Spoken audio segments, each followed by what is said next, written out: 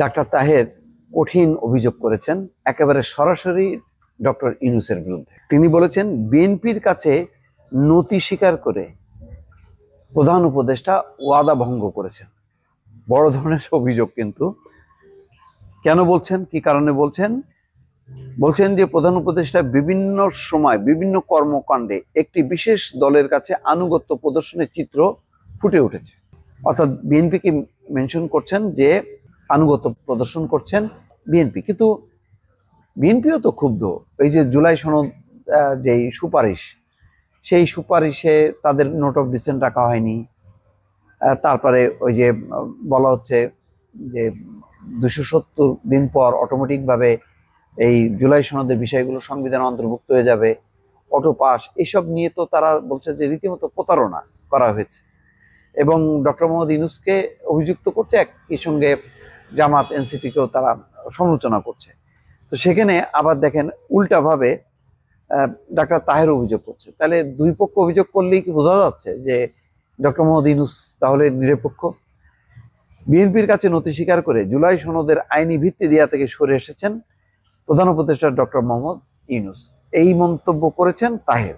আচ্ছা, তিনি কি বলছেন? গণমাধ্যমে পাঠানো একটা ভিডিও বার্তা, তার মানে এটা সিরিয়াসলি তিনি মিন করছেন যে গণমাধ্যমে পাঠানো এক ভিডিও বার্তায় তিনি এই কথা বলছেন। তিনি বলেন, লন্ডন সফরে গিয়ে তারেক রহমানের সঙ্গে অসম চুক্তি, বিএনপির চাপে নির্বাচনের রোডম্যাপ ঘোষণা তারই উদাহরণ। হ্যাঁ, এটা ঠিক যে বড় রাজনৈতিক দল হিসেবে চুক্তি করেছে, কিন্তু সেটা তো নির্বাচনের পক্ষে, এটা তো কোনো নেই। এবং তিনি সেখানে তো বলা হয়নি যে জুলাই সনদ হবে না, সনদ ছাড়াই, সংস্কার ছাড়াই নির্বাচন হবে, এমন কথা তো বলেনি। যাই হোক, তিনি বলছেন যে বিশেষ করে উপদেষ্টা পরিষদের গৃহীত আরপিও যাতে বিএনপি দ্বিমত করায় পুনর্বিবেচনার নামে তাদের কাছে আনুগত্য প্রকাশ করেছে। আরপিও নিয়ে পূর্বের সিদ্ধান্তে ফিরে না আসলে রাজপথের প্রতিবাদ জানাবে জামাত ইসলাম। জুলাই সনদ বাস্তবায়ন নিয়ে বিএনপি যে পরিস্থিতি সৃষ্টি করেছে তা অনাকাঙ্ক্ষিত। নির্বাচনের আগে এমন পরিস্থিতি সংকট সৃষ্টি করবে, নির্বাচনকে বাধাগ্রস্ত করবে। যে অশুভ এই চক্র ষড়যন্ত্রের কাছে প্রধান উপদেষ্টা নতি স্বীকার কোনোভাবেই কাম্য নয়। এছাড়া সনদের আইনি ভিত্তি দেওয়া থেকে পিছিয়ে যাওয়াও জাতি মেনে নেবে না। গণঅভ্যুত্থান পরবর্তী সময়ে সংস্কার কাজ থেকে সরে আসা ওয়াদা ভঙ্গের শামিল। প্রত্যাশা করেন ডক্টর ইউনূস সংস্কার বাস্তবায়নে যথাযথ ভূমিকা পালন করবে। তার মানে একদিকে বিএনপি সরে এসছে, বিএনপির প্রতিও তাদের ক্ষোভ, আর অন্যদিকে বিএনপির কথা অনুযায়ী আরপিও সংশোধন করা হচ্ছে, এটাও তাদের ক্ষোভ।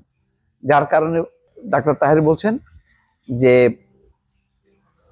বিএনপির কাছে নতি স্বীকার করে ওয়াদা ভঙ্গ করেছেন প্রধান উপদেষ্টা। এমনকি তাকে অভিযুক্ত করা হচ্ছে যে তিনি লন্ডনে গিয়ে অসম চুক্তি করেছে।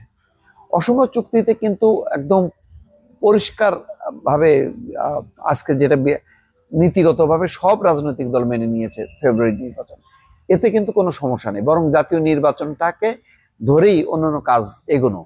এখন দৃষ্টিভঙ্গি আলাদা, গণভোটের সময় নিয়ে আলাদা, সাংবিধানিক আদেশ এখন না করে সেটা পার্লামেন্ট সেইটা বাস্তবায়ন করবে, এটা নিয়ে হচ্ছে দৃষ্টিভঙ্গির পার্থক্য। কিন্তু এই কারণে ডক্টর ইউনূস একেবারে অদাভঙ্গ করেছে, আবার যেটা বিএনপিও বলছে প্রতারণা করেছে।